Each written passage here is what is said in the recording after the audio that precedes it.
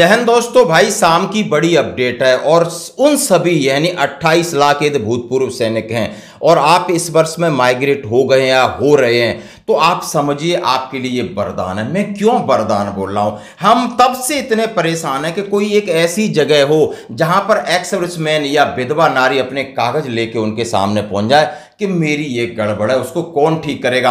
आज इतनी समस्या है, आप समझ सकते हो कि इस वर्ष में लोग माइग्रेट होने के बाद उनका पर्सनल डाटा की प्रॉब्लम है, उनकी पेंशन की प्रॉब्लम है, उनकी डिसेबिलिटी पेंशन की प्रॉब्लम है, उनके नाम की, सरनेम की, स्पेस की, आधार कार्ड, डेमोग्राफिक, इतनी प्रॉब्लम्स हैं। सच बता रहा हूं, मैं आज भी बैंक में गया तो एक कर्मचारी है, रिटायर्ड, बोलते हैं कई लोगों की विडो पेंशन लटकी पड़ी हैं, किसी के साथ बैड हैपनिंग हो रही तो पेंशन नहीं उसकी वाइफ को हो पा रही है।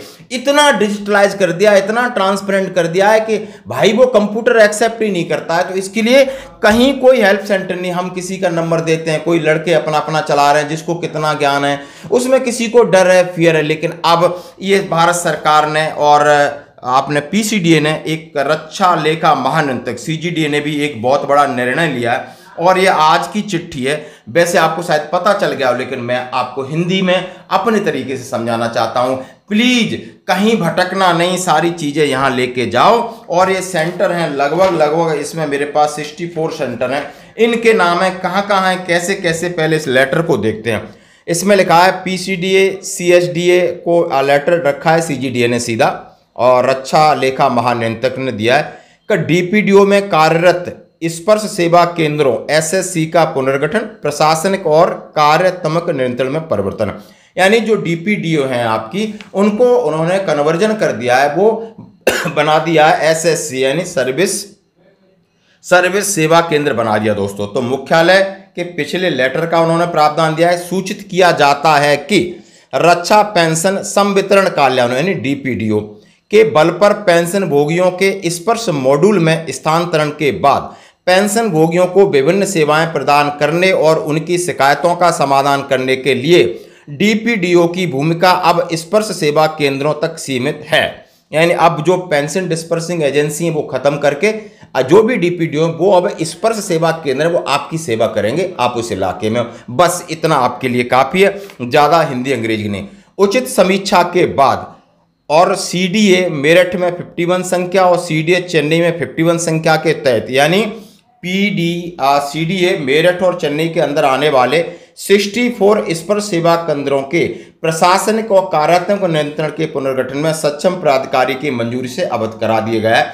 यानी ये कौन कौन से 51 है, और सॉरी 64 है टोटल, उनकी लिस्ट है और शायद ये 1 जून 2024 तक चालू की जानी है। मतलब अगले 1 जून से ये एक्टिव हो जाएंगे। अब ये क्या करेंगे, उनका नाम बदल गया है। प्रत्येक जो सर्विस सेंटर है उनका काम है किसी भी प्रकार की समस्या का समाधान करना, और जो भी सारी चीज़ें हैं उन्होंने क्या है कि 11,085 पेंशन भोगियों के संदर्भ में पेंशन का भुगतान, जिन्हें अभी भी डीपीडीओ द्वारा भुगतान किया जा रहा है और अभी तक स्पर्श में स्थानांतरण नहीं हुए हैं, को केंद्रीय रूप, मतलब उन्होंने कहा जो लोग माइग्रेट नहीं हुए माइग्रेट हो जाएंगे। और इस संबंध में उन्होंने कहा है पुनर्गठन से परिचालन को सुव्यवस्थित किया जाएगा। और इनकी जानकारी कहाँ कॉपी किया है, सुशील रियार साहब हैं, सीनियर ACGDAN। मतलब आपका सीधा है कि जो भी डीपीडीओ हैं और उनको इस पर सर्विस सेंटर बना दिया है। बाकी कहानी की जरूरत नहीं है, आपके सारे काम होंगे जो हमने बताया। कहाँ पर होंगे, उन्होंने बोला है कि सीधा आपने आंध्र प्रदेश में सीडीए चेन्नई के अंदर और सीडीए APD मेरठ के अंदर ये लिस्ट है।